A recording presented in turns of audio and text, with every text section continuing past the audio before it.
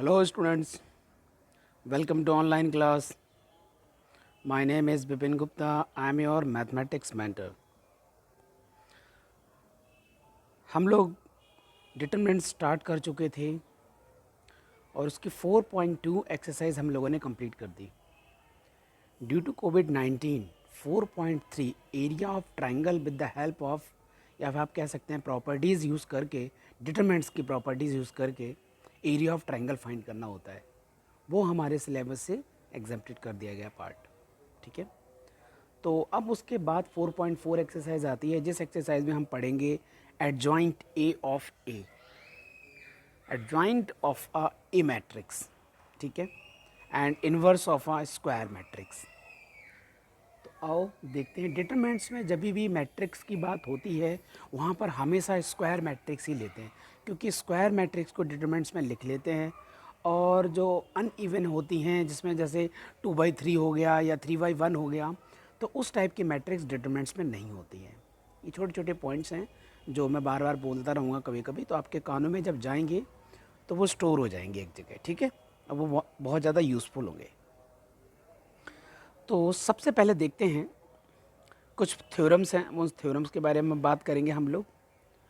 और एक इम्पॉर्टेंट बात मैं बता दूं यहाँ पर, अगर आपके पास 2/2 की एक मैट्रिक्स है, ठीक है, 2/2, आप समझना, और उसका एडजॉइंट ए निकालना है, उसका एडजॉइंट ए निकालना है, तो एडजॉइंट ए निकालने का देखो फंडा इन्होंने एक एग्जांपल लिया है और क्या लिखा है. ए एक मैट्रिक्स है, उसका डिटरमिनेंट्स निकाला, फिर उनके कोफैक्टर्स निकाले सभी एलिमेंट्स के, फिर सभी एलिमेंट्स के कोफैक्टर को एक जगह अच्छे से लिख दिया जैसे थे वैसे ही, और उसका ट्रांसपोज किया, तब आपके पास एडजॉइंट ऑफ ए आया. अब मेरे पास एक फंडा है, अगर 2/2 की डिटरमिनेंट्स है तो आप क्या करें, जो लीडिंग डायगोनल है, जो लीडिंग डायगोनल है, ये लीडिंग डायगोनल है, इसके एलिमेंट्स को इंटरचेंज कर दो. 3 की पोजीशन 7 ले ले, 7 की पोजीशन 3 ले ले. ये पहला स्टेप होगा. फिर दूसरा स्टेप क्या होगा, जो दूसरा डायगोनल है, एक लीडिंग डायगोनल है, एक दूसरा डायगोनल है नॉन लीडिंग डायगोनल, जिसमें 5 और -1 है, उस डायगोनल में -1 की मल्टीप्लाई कर दो. ठीक है, तो आपके पास डायरेक्ट आंसर आ जाएगा एडजॉइंट ऑफ ए का. तो आपने क्या सीखा, अगर 2/2 की कोई मैट्रिक्स गिवन है और उसका एडजॉइंट ए पूछा गया, तो लीडिंग डायगोनल को इंटरचेंज करना है और नॉन लीडिंग डायगोनल में माइनस की मल्टीप्लाई करनी है, बस. तो अब इस हिसाब से आप आंसर समझ गए होंगे. 3 की पोजीशन 7, 7 की पोजीशन 3, जो कि यहाँ लिखा हुआ है, आप चेक कर सकते हैं, ये देखो. ठीक है, फिर उसके बाद -1 को +1 कर दिया और +5 को -5 कर दिया. ये आपके पास एडजॉइंट ए निकल कर आ चुकी है. यही तो हम पढ़ रहे थे. ठीक है, तो आपको आइडिया लग गया है. और हम क्या कहते हैं, एक लाइन में इस पेज पर और आपको दिखाना चाहूँगा. हेयर, यहाँ से आप जहाँ पर मैंने एक हल्का सा पॉइंट लिखा है, ये लाइन जो मैं लाइन कट कर रहा हूँ, इसी लाइन को आप पढ़ो. We shall see that the condition for the existence of A inverse is, A inverse को एग्जिस्ट करने की एक इम्पॉर्टेंट कंडीशन क्या है, ये इम्पॉर्टेंट कंडीशन है. Determinants of A is not is equal to, then A inverse is exist, otherwise does not exist. बहुत important point है.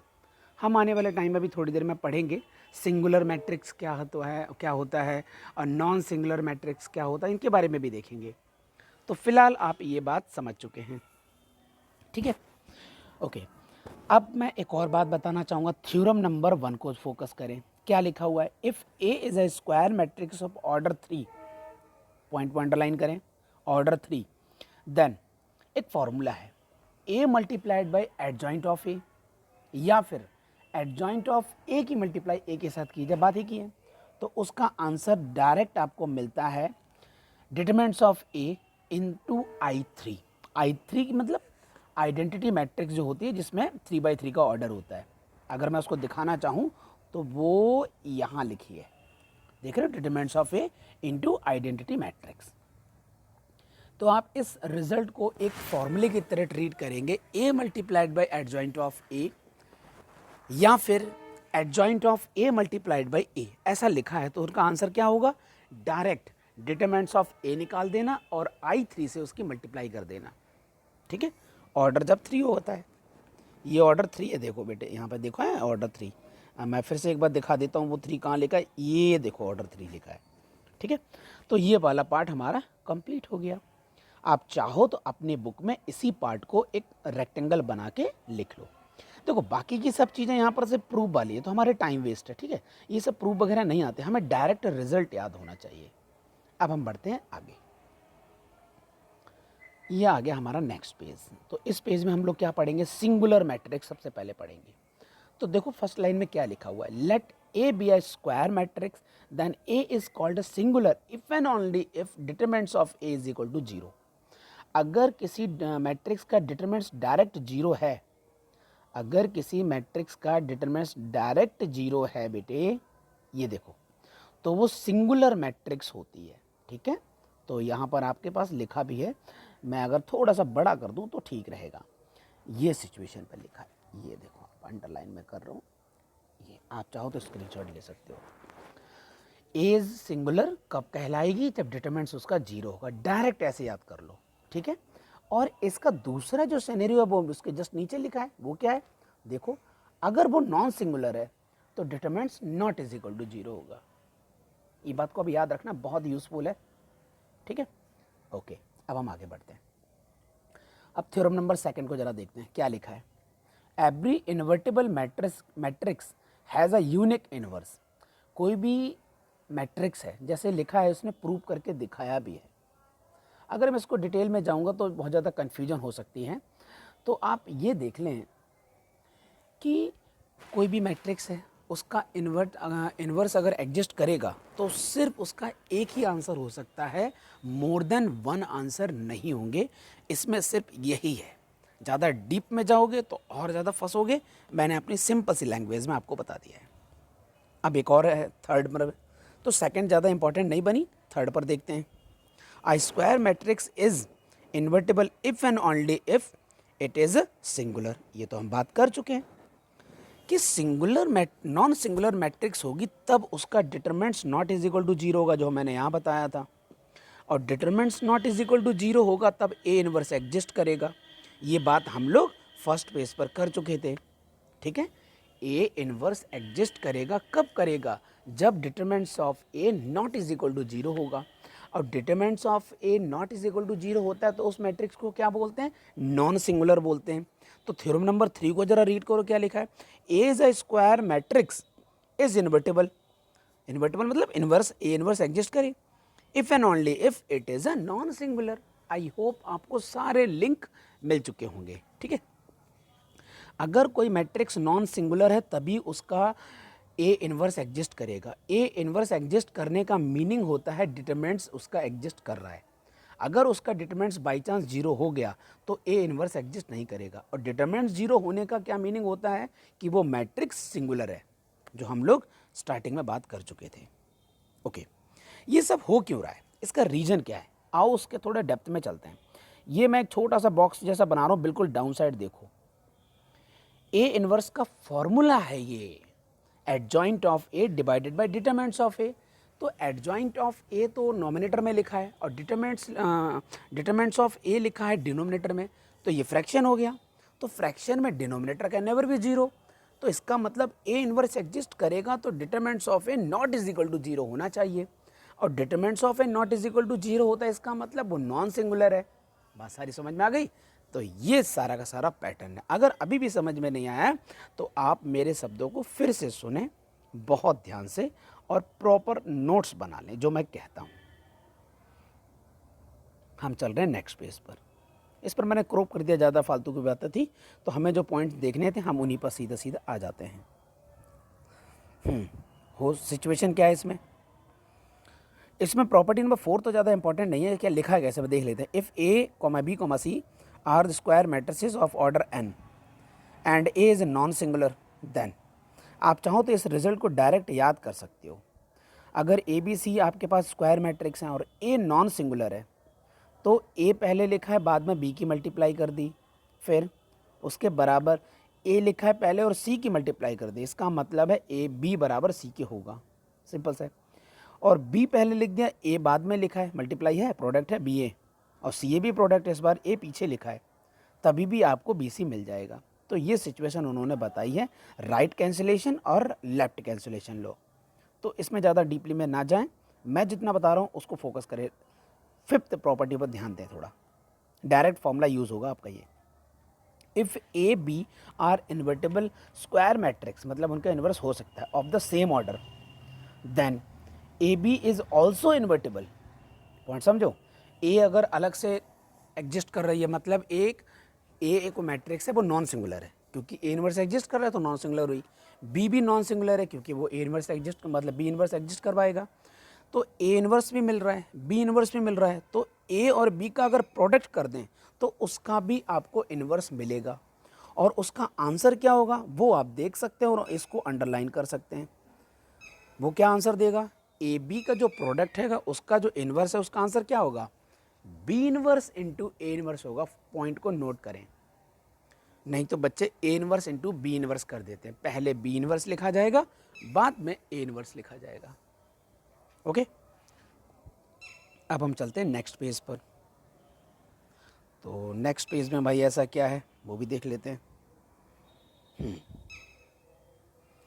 सिक्स्थ प्रॉपर्टी में क्या है, if A is a invertible matrix, मतलब उसका ए इनवर्स एग्जिस्ट कर रहा है, देन ए डैश का मतलब होता है ट्रांसपोज ऑफ ए, याद आ गया, A dash is also invertible. Point समझे आप, कि अगर कोई मैट्रिक्स ए है और वो नॉन सिंगुलर है तभी तो इन्वर्स एग्जिस्ट करेगा, मतलब इन्वर्स एग्जिस्ट कर रहा है, और उसका ट्रांसपोज ले लें तो उसका भी इन्वर्स एग्जिस्ट करेगा, ये मीनिंग है इसका। और इसको लिखा कैसे है, इसको एक बहुत अच्छे पैटर्न में लिखा है, आप इसको पूरा पैक कर लें इसके अंदर। इसको आप बॉक्स में पैक कर लो, ए डैश के ऊपर ट्रांसपोज ऑफ ए के ऊपर आपने इन्वर्स लगाया, मतलब ट्रांसपोज ऑफ ए का इन्वर्स लिया, वो बराबर होता है ए इन्वर्स लेने के बाद उसका ट्रांसपोज करोगे, वो दोनों एक दूसरे के बराबर होते हैं। ठीक है, तो न्यूमेरिकल में कभी कभी ऐसा ना जानबूझ के दे देते हैं, if A is the matrix this then what is the value of transpose of A, उसका इन्वर्स। तो बच्चे पहले ट्रांसपोज करते हैं, फिर बाद में बड़े कंफ्यूज हो जाते हैं किसको बी लें किसको पी माने, है ना। तो टेंशन नहीं लेना, सीधा सीधा आप उसका ए इन्वर्स निकाल लो जो लिखा है, और बाद में जो लास्ट में आंसर आएगा उसका ट्रांसपोज निकाल दो, डायरेक्ट आंसर। तो ईजी हो गया ना। ठीक है, प्रूफ से हमें ज़्यादा मतलब नहीं है, हम सीधे अपने पॉइंट्स पर आते हैं। प्रॉपर्टी नंबर 7, आप इसको अंडरलाइन कर लें 7 प्रॉपर्टी को। अगर आपसे कोई डिमांड रखता है कि एडजॉइंट ऑफ ए का डिटरमिनेंट्स लिया, हमने एडजॉइंट ऑफ ए निकाला, एक मैट्रिक्स आई होगी तो उसका हमने डिटरमिनेंट्स लिया, उसकी वैल्यू किसके बराबर हो सकती है, अगर ऑर्डर 3 है, 3/3 है तो आपका आंसर आएगा डिटरमिनेंट्स ऑफ ए का स्क्वायर। अगर ऑर्डर 5 है तो यहाँ पर डिटरमिनेंट्स की पावर हो जाएगी 4। इसका मतलब क्या हुआ, अगर डिटरमिनेंट्स का ऑर्डर n है, एडजॉइंट ऑफ ए का डिटरमिनेंट्स लेना है टोटल, तो आपका आंसर होगा डिटरमिनेंट्स ऑफ ए की पावर n-1। ये देखो लिखा है लास्ट, हाँ यहाँ नहीं, यहाँ लिखा है लास्ट में।